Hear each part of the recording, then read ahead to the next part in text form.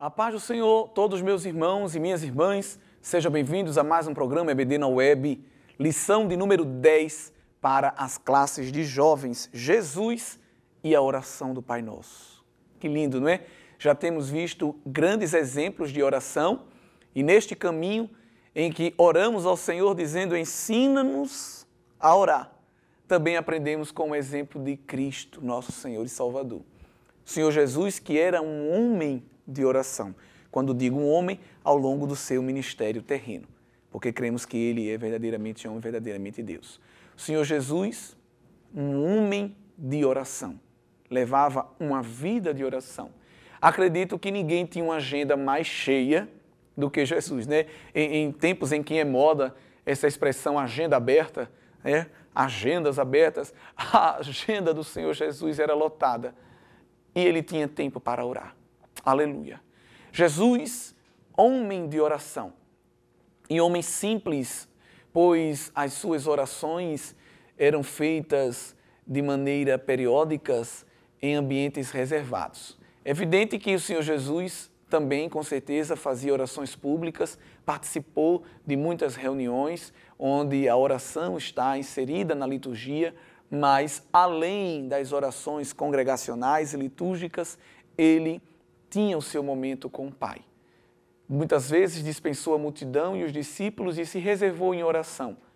Se reservou em oração em monte, se reservou em oração no deserto, se reservou em oração no jardim, no bosque.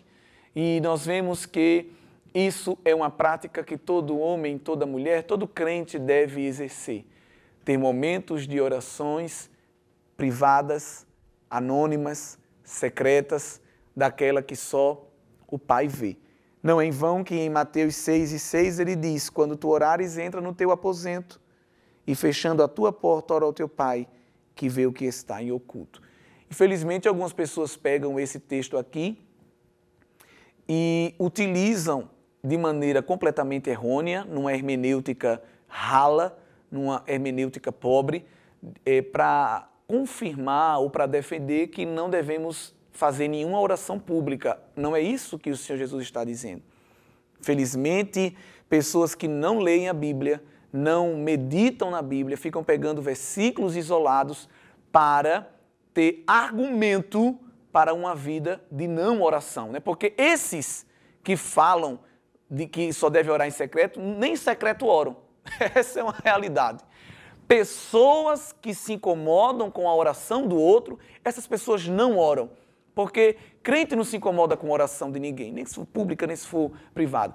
A oração pública do fariseu que o Senhor Jesus rejeitou não foi a oração pública em si, mas a intenção com a qual ela era feita. Isso tem que ficar claro. Não foi o ato da oração, mas o propósito dela. Porque o propósito do fariseu a orar publicamente, a ir para o meio da praça e levantar as mãos, e os irmãos já estudaram já na lição passada a diferença da oração do fariseu e do publicano, não quero ser repetido, mas a diferença é que eles faziam aquilo para atrair ao olhar da multidão e as pessoas o terem como homens piedosos. E eles não eram piedosos coisa nenhuma. Por isso que Jesus foi no caminho contrário. Jesus, grande líder, Jesus, figura icônica, referencial, ia no caminho oposto, não depreciando a oração pública, a oração congregacional, porque se assim fosse, não oraríamos na igreja, não oraríamos no templo, não oraríamos no refeitório, na empresa, não faríamos oração no ponto de pregação. Não, irmãos, não sejamos hipócritas e não sejamos fariseus. O que Jesus estava querendo dizer é que toda e qualquer oração tem que ser sincera, reconhecendo que nós estamos chamando a atenção, não é de ninguém, queremos chamar a atenção, apenas é de Deus. Seja trancado no quarto, seja lá na congregação, seja na praça pública, ore, viva uma vida de oração, mas sabendo que Deus está perscrutando, sondando e esquadrinhando as intenções do coração de quem ora. E aí o Senhor Jesus nos dá um exemplo de oração, que é a oração conhecida como do Pai Nosso, ou em outras traduções, oração dominical. Infelizmente, a igreja romana pegou esse texto e delimitou como uma reza. O que é reza?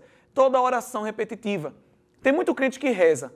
Ah, não, irmão, não reza Pai Nosso, Salve Rainha, Ave Maria, o credo, o Santo Anjo, mas a reza porque a oração dele todo dia é a mesma coisa. Não é uma conversa, não é um diálogo. E a oração do crente tem que ser um diálogo, uma conversa. Ela tem que ser um diálogo direto, pessoal, amplo e acessível. Eu gostei muito dessas 4 palavras que o comentarista utiliza.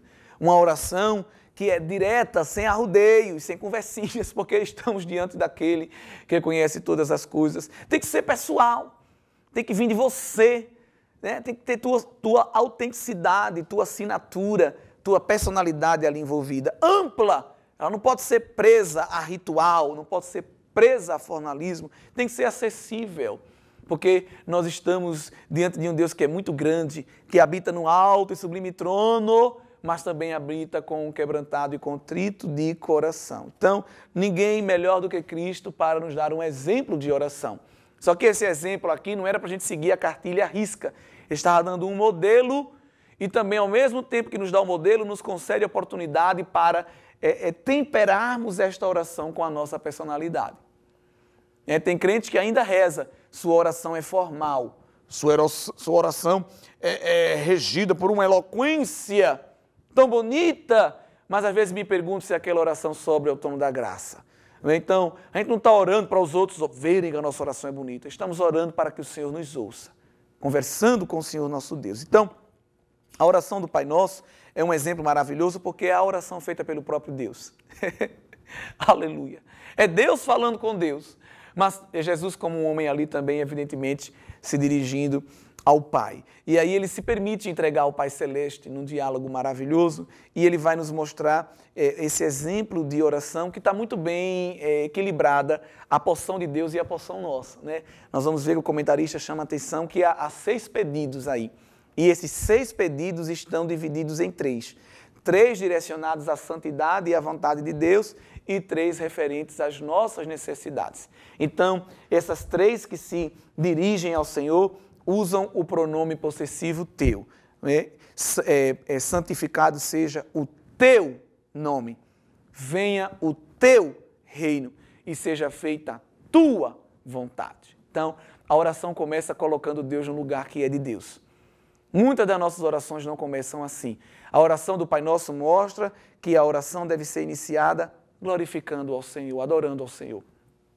Aqui ele é chamado de Pai e é reconhecido que ele está nos céus, ou seja, ele é maior do que todos os deuses. Ele habita num trono, ele é soberano, ele é o Altíssimo Deus. Então a nossa oração tem que começar adorando, tem que começar colocando Deus entronizado, Deus no seu lugar de grande, poderoso e soberano Senhor. Nós vamos observar também que aqui há uma oração, um pedido para que o seu reino venha. Então, reconhecendo a necessidade que temos de ter o Senhor próximo de nós e que a sua vontade tem que ser feita. Interessante que ele fala, né? Assim na terra como é no céu. Porque no céu a vontade de Deus é feita sem resistências. Imagine Deus dando uma ordem ao anjo e um anjo falando, o Senhor só pede a mim, tem anjo fulano, tem anjo cicrano, Deus, depois eu não vou. Não existe isso. As milícias angelicais estão prontas ao serviço de Deus. Quando Isaías viu os serafins voando, né, no ambiente da glória de Deus, ele viu com 2 asas cobrindo o rosto, com 2 voando e com 2 cobrindo os pés. As 2 asas voando significa prontidão para o serviço, prontidão para o trabalho. Aonde é, Senhor, que Tu queres nos enviar? Aleluia! Que a vontade do Senhor seja feita na terra, irmãos. Glória a Deus! Como é feita no céu, porque muitas vezes resistimos à vontade do Senhor. Muitas vezes priorizamos outras coisas, delegamos outras responsabilidades a nós mesmos, mas que a vontade dEle seja feita em nossas vidas. Passe isso para o seu aluno, querido professor. E também nós vamos observar que as nossas necessidades são colocadas em cena. Mas é lindo que o pronome possessivo aqui não é colocado meu, porque a oração do Pai Nosso não é uma oração individualista, é uma oração altruísta, é uma oração que fala de comunhão, de comunidade, de envolvimento, né? Jesus não se coloca como Ele, mas se coloca como nós. Isso é lindo, o pronome possessivo aqui é o nosso. O pão nosso, as nossas dívidas, livra-nos do mal. Não é? Então veja que coisa linda. é essa singularidade de Cristo transformada para um sentimento de comunhão com a necessidade do homem.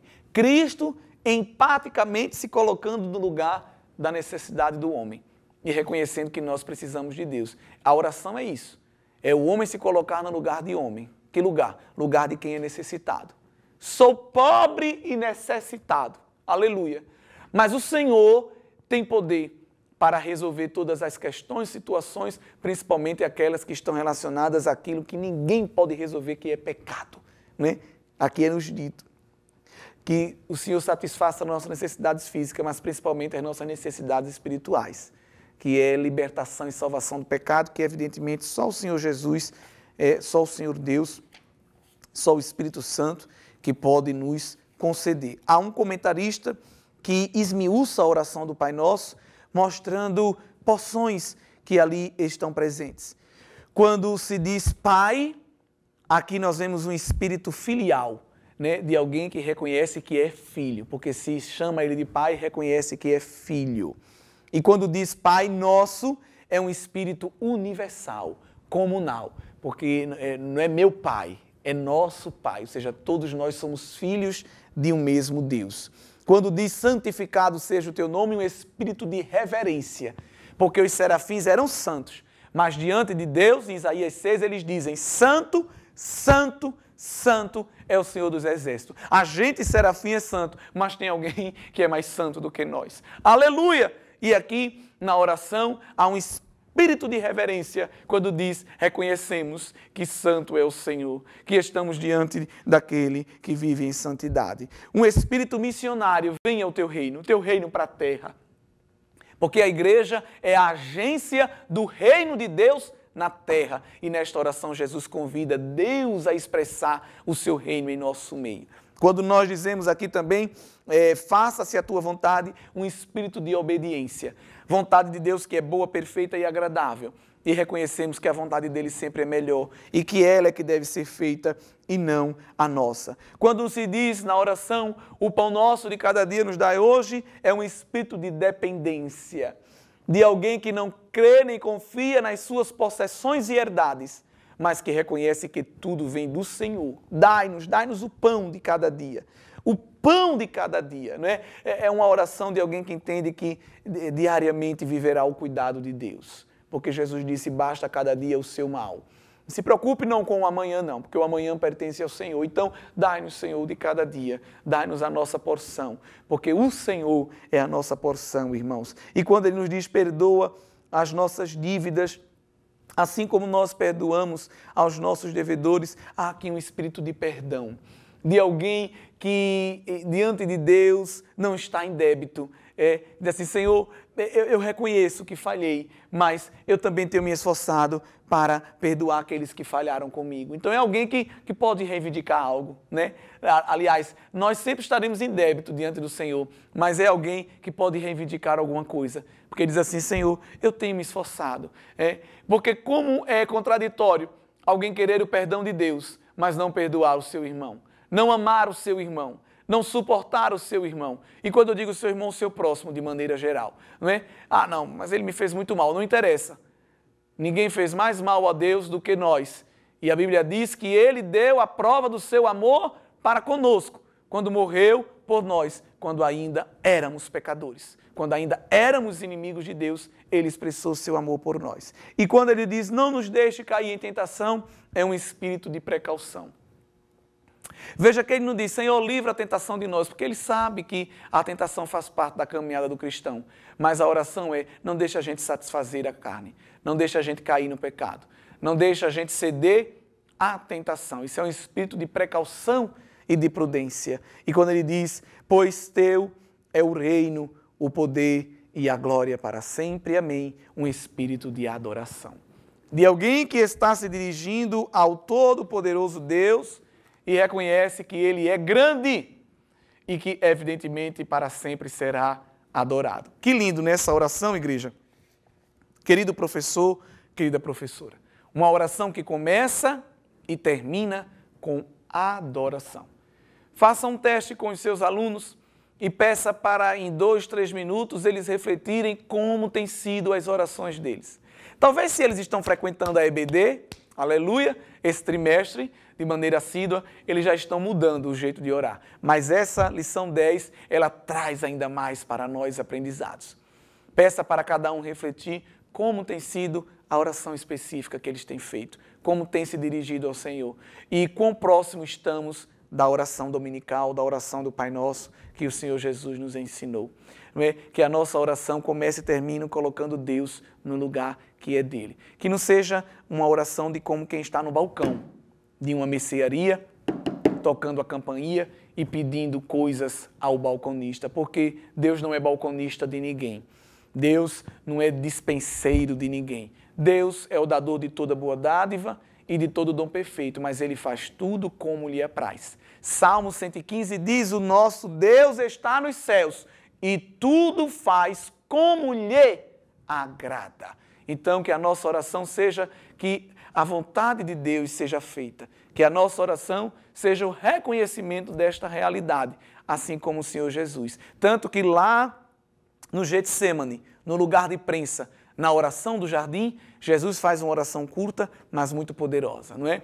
Senhor, Pai, afasta de mim este cálice, todavia seja feita a tua vontade. Cumpra-se a tua vontade. Algo que também Maria, a mãe de Jesus, né, terrena, que teve essa missão de carregar o Senhor no ventre, ela diz lá em Lucas 1, cumpra-se na tua serva, a tua vontade. Aleluia. Isso, irmãos, são palavras tão lindas que mostram a evidência de quem reconhece que a vontade de Deus é que deve ser feita. Não é? Lá em Lucas 1,38, eis aqui a serva do Senhor, cumpra-se em mim segundo a tua palavra. Que possamos ser como Cristo quando nos dirigimos a Deus, não somente pedindo a Ele coisas que queremos e desejamos do dia a dia, mas que todas as nossas petições sejam levadas a Ele em todas as esferas da nossa vida. A provisão do pão, sim, mas também o espírito de vigilância para não cair em tentação. A vontade de Deus realizada em nossa vida, o perdão para os pecados e assim sucessivamente teremos uma vida completa de oração diante do Senhor. Todas as nossas queixas, falhas, limitações, sabendo que colocando tudo diante dEle, nós obteremos resposta, pois Ele tem cuidado de nós. Que Deus abençoe todos os alunos da EBD, em nome de Jesus.